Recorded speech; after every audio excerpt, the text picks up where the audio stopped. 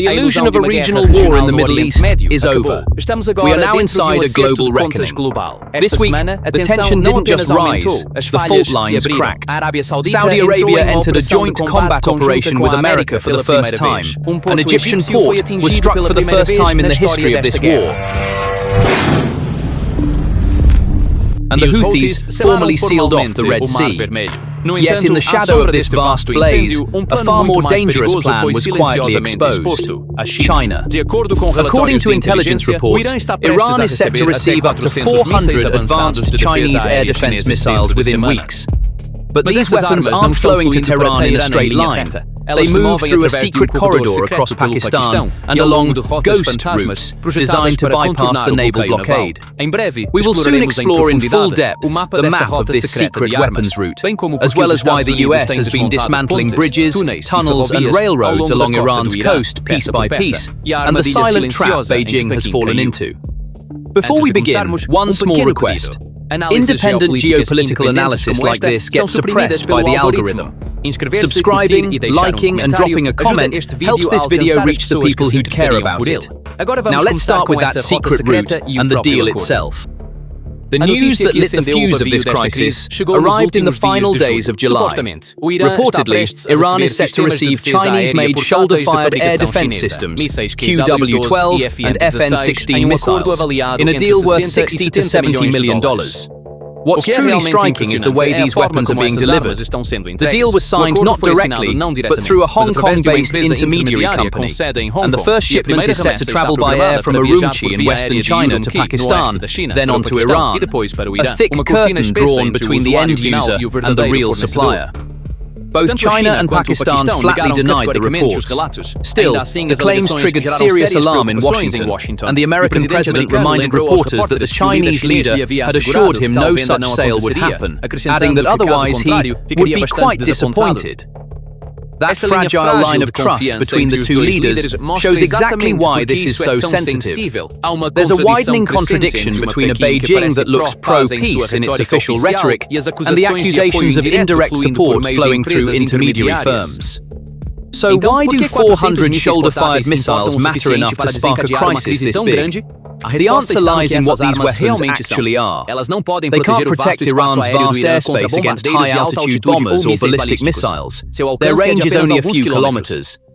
But because small teams can carry them and constantly reposition them, they're far harder to hit than fixed batteries. Dispersed across the country, they can make America's low-altitude operations far riskier and far more expensive. The reason Iran needs this cheap but plentiful patch right now is clear. In its war with America and Israel, the country's fixed air defenses were largely destroyed, and Tehran is scrambling for a fast answer to low-altitude threats. Yet behind this move lies more than Iran's desperation. Beijing has its own calculation. A total Iranian collapse would deepen regional instability and push energy prices higher, a scenario China badly wants to avoid. And the choice of weapon itself gives the game away. A manpads isn't a red line system like a fighter jet. Because it's small, portable, and its source can be hidden, it lets Beijing prop up its ally at minimal risk. And what truly deepens Iran's desperation isn't only the collapse of its air defenses, it's the far more insidious campaign America is running in parallel. Now let's look at America's siege strategy. America's strategy along Iran's southern coast unfolded in two phases, and the second was far more devastating than the first. After Iran broke the ceasefire and began hitting ships in Hormuz, America intensified its bombing campaign and turned its focus to Iran's southern coast.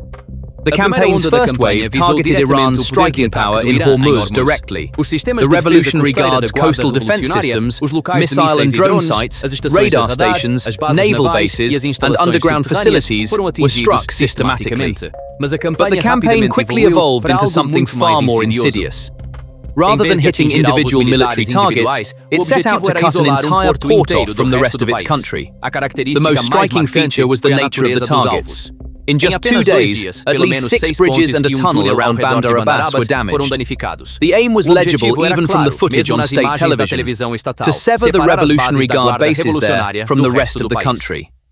These strikes on road and rail bridges were meant to cut Bandar Abbas, Iran's main port, off from the roads linking it to the capital, Tehran, and the campaign reached beyond Hormuz. The strikes also damaged a maritime control tower at Chabahar on the Gulf of Oman, a port jointly operated with India. These strikes had not only a military dimension, but a civilian one, and that's the most contested part of the campaign. For the first time, Iran was forced to acknowledge attacks on its energy infrastructure, asking people in the southern provinces to use less electricity. With railway stations, water facilities and grain silos among the targets, the campaign underscores the risk it poses to Iran's population of 90 million.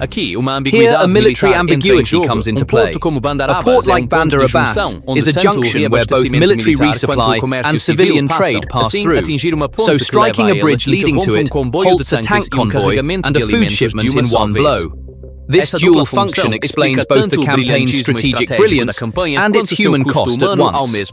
As America erodes Iran's ability to sustain the war, it also paralyzes the country's civilian life and trade. That's why this is less a classic military operation than a siege aimed at breaking a nation's logistical backbone.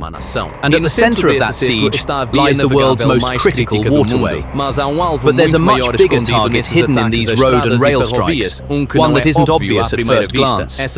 These routes are also the potential overland corridors carrying Iranian oil to China.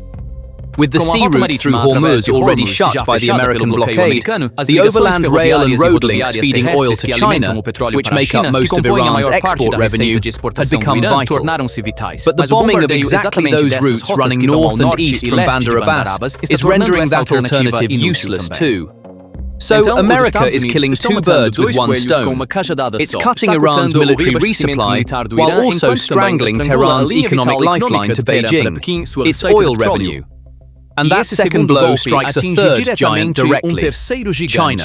But if the logistical backbone was broken on land, what about on the water? Right there, in the waters of the strait, a technology never seen before is taking the stage. And in a moment, we'll see how this war spread from land to sea, and from there to a country no one expected, Egypt.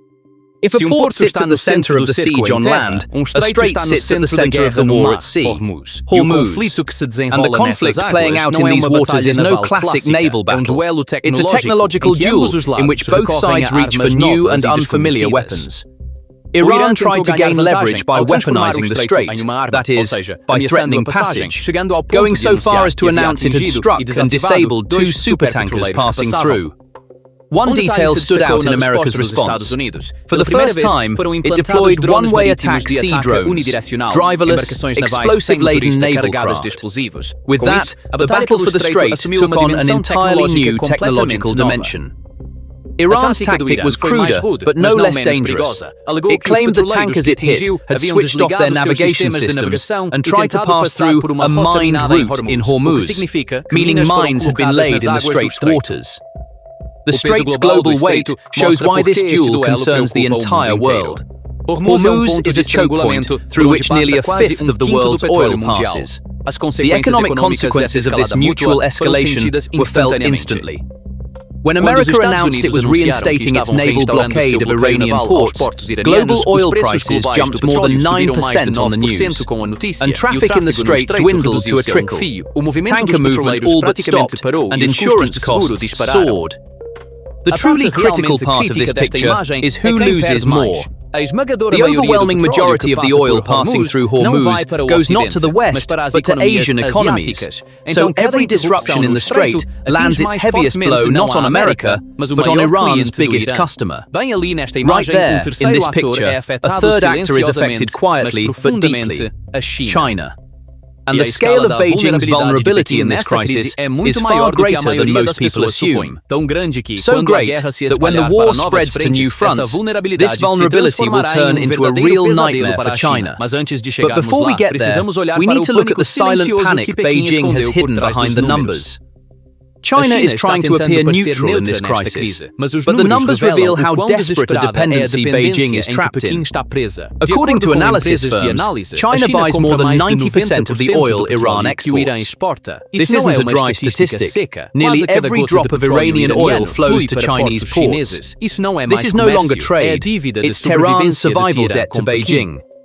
But the truly critical part of this dependency is Hormuz itself. Roughly 38% of the oil passing through that strait goes to Chinese ports. The world's most dangerous waterway is also the main breathing tube of China's economy. This single strait carries nearly half of all the oil China imports by sea.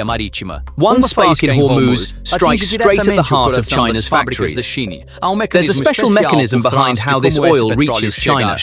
Most of it is bought through small, independent refineries clustered in the country's east, nicknamed teapots, handled not by state giants, but by small players who stay under the radar. What this gives Beijing is plausible deniability. Even if these refineries get sanctioned, the systemic risk stays limited. This deniable middle layer is actually a pattern across every front of China's relationship with Iran. It's no coincidence the intermediary in the weapons deal is Hong Kong-based, a hub that keeps surfacing in Iran's procurement networks. And since 2023, America has sanctioned numerous Chinese and Hong Kong firms it accuses of supplying Iran.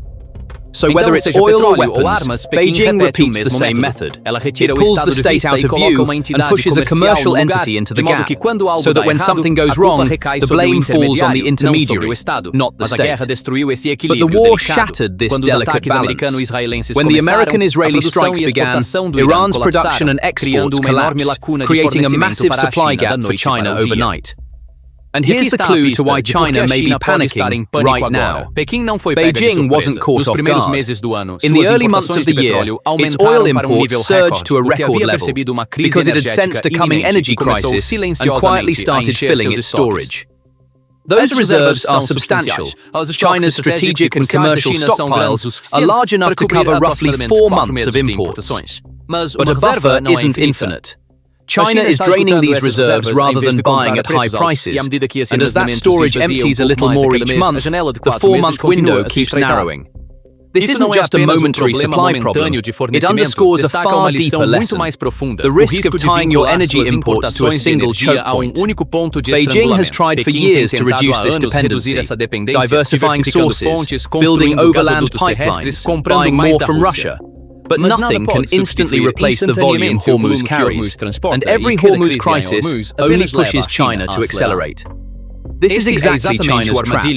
While keeping up its neutral rhetoric, it must in practice secure both the oil flow and Iran's survival. And the alleged man-pads transfer risks upsetting that very balance. The real depth of this trap lies in the fact that each of China's options comes with a cost.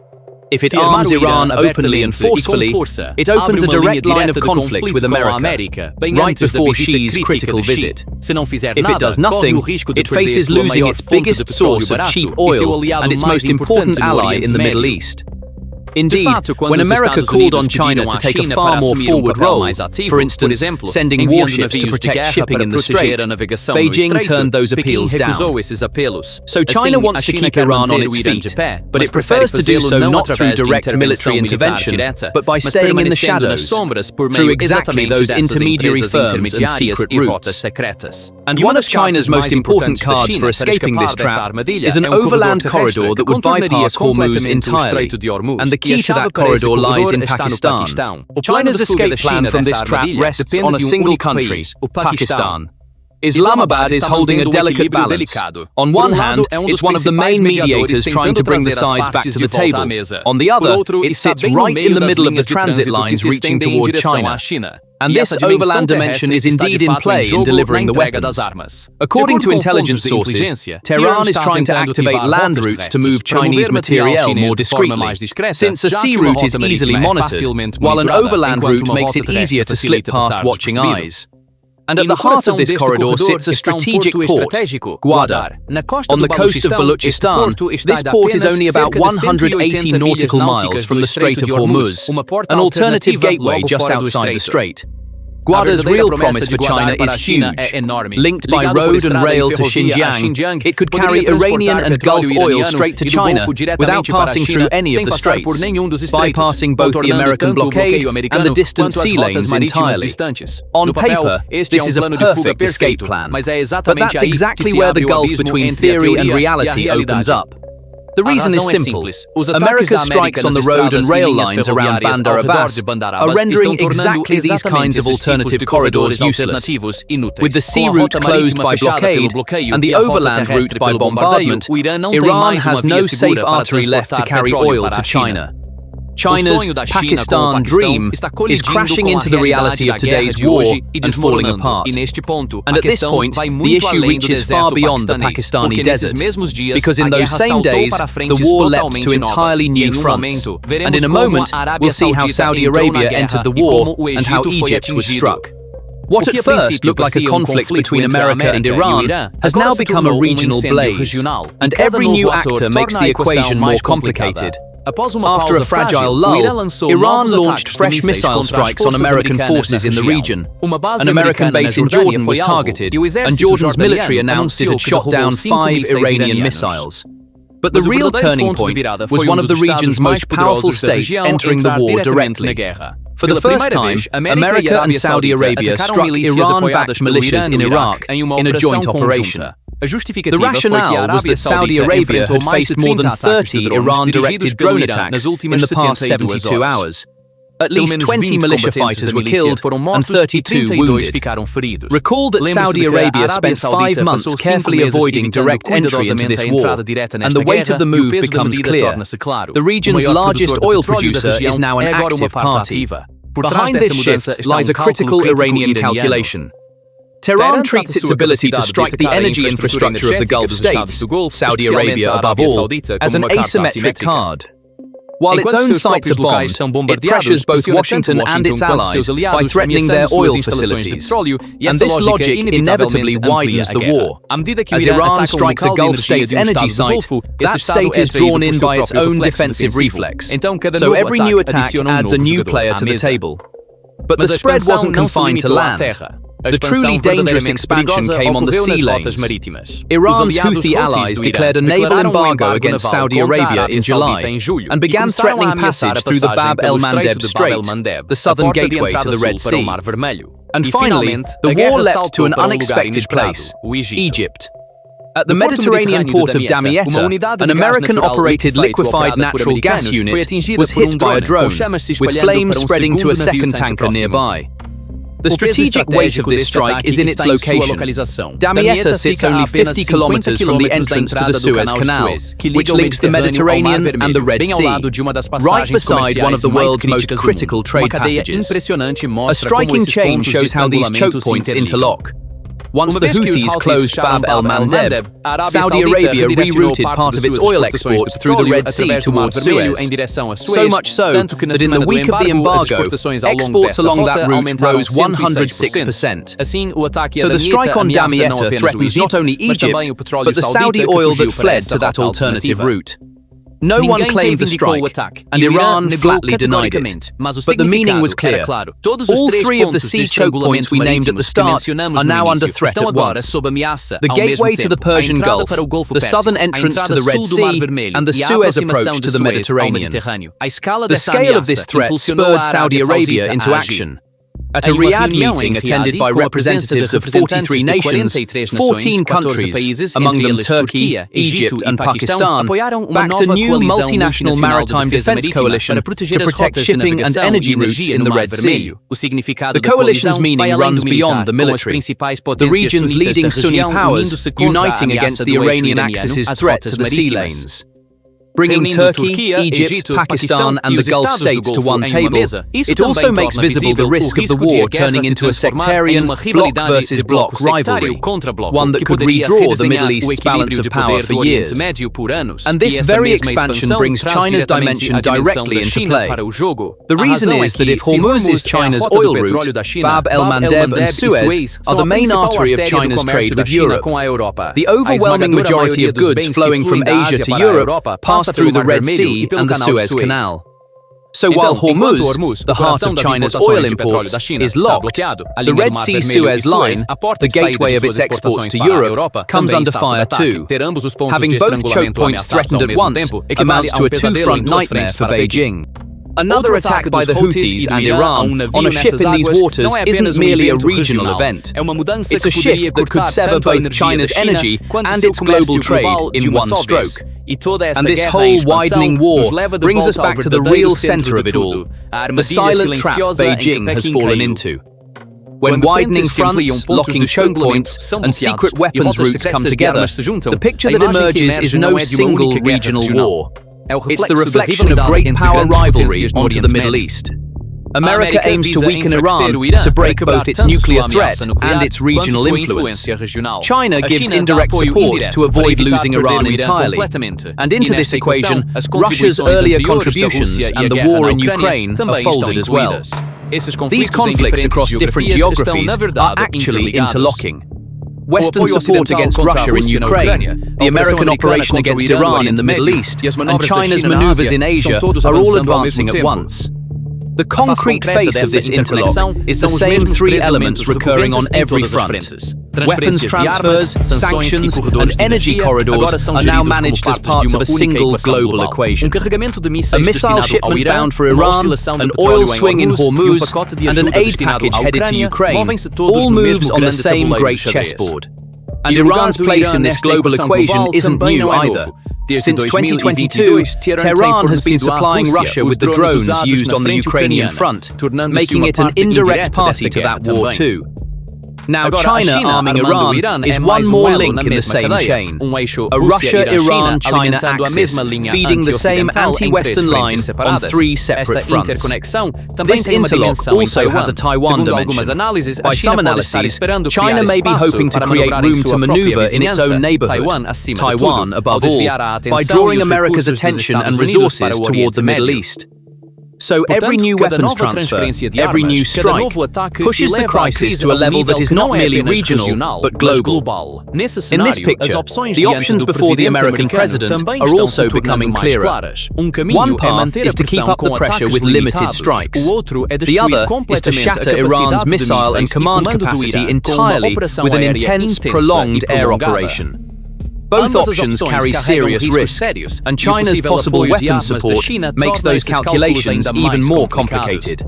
And all this tension is flowing toward a single point on the calendar, the Chinese leader's visit to America, planned for September.